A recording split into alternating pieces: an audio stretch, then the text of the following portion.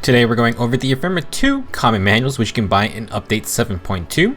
This month you can get Valentine's Alphonse, Layla, Rickard, Skyhawk, Stall, Henry, and Sizo. Let's get started. First up, the 5-star common manuals will cost 300 Ephemera each. Valentine's Alphonse brings with him the Amity Bloom's Plus tome, which is one of the better defensive green tomes out there. Not that there are many options. If the unit is within 2 spaces of an ally, inflict -5 attack and res on foe, and you restore 4 HP when you hit the enemy. Attack debuffs work against both damage types, and you get some on-hit healing. The res debuffs get you more damage, so generally a decent tome for mages who can take a hit or two. For example, Stella.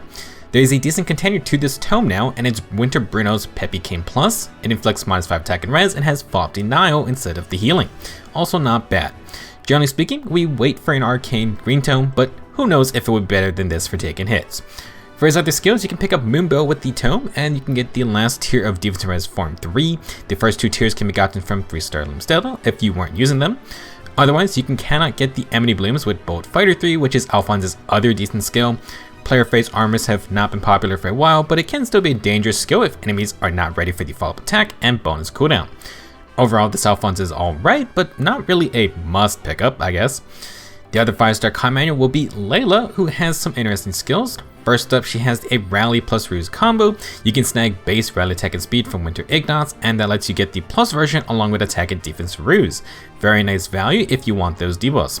It's also easy to get Life and Death 4 with 1 slot because the tier 3 is on a couple of demotes. This lets you get the tier 4 of any of the other skills, including the Rally plus if you really don't want anything else.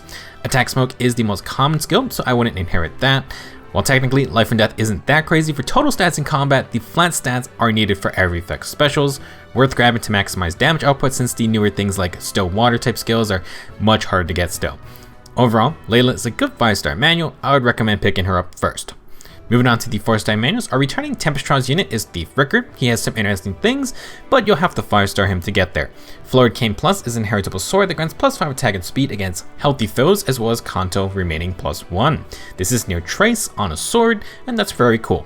You only get stats for combat, but if you want to mess around with Kanto, then this brings it on a weapon, which means infantry and army units can also Kanto around. The other 5-star skill for Rickard is Speed and Defense 03. Very hard to get C skill, but can be valuable when the tier 4 comes out. If you don't want to use feathers, Rickard has Shove and Flyer Formation 3. Flyer Formation adds on some other heroic royal units, and Tanith has it as a demote now. Like most Tempest units, I would pick up the Rickard in case you do end up using his skills or you just want to merge him.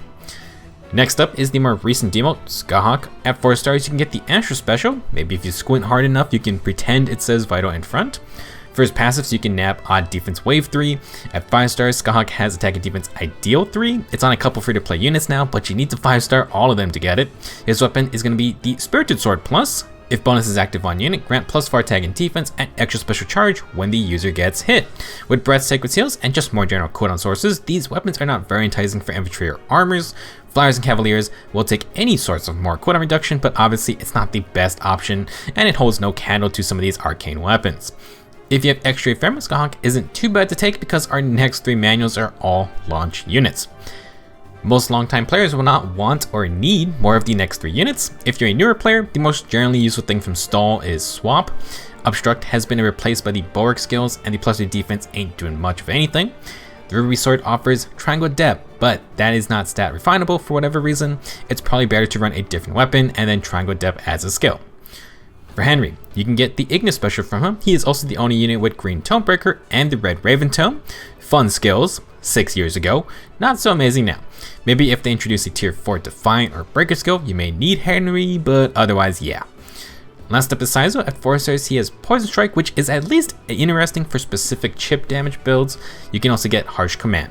At 5 stars, he has Spur Speed 3, which is not the strongest of buffs at this point. His weapon is going to be the Smoke Dagger Plus, which when refined, inflicts -6 to all stats after combat. Does nothing in combat, unfortunately. I'm curious if an Arcane Dagger would try any kind of support niche. I think that would be neat. That'll be it for this month's Ephemera. Nothing super crazy by today's standards. Amity Blooms is nice, Bold Fighter technically not terrible, and Layla has a Rally plus Ruse setup if you like that. Life and Death 4 is good for the flat stat boost. I would pick up Layla first if you don't know what to grab. Rickard also isn't too bad as a heroic route unit.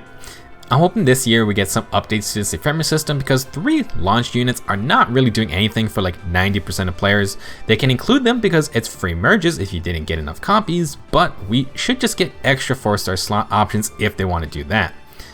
Alright, that's enough for me. Good luck getting those Ephemera Divine codes, and be sure to spend last months before they're gone. Thank you for watching, and see you in the next video.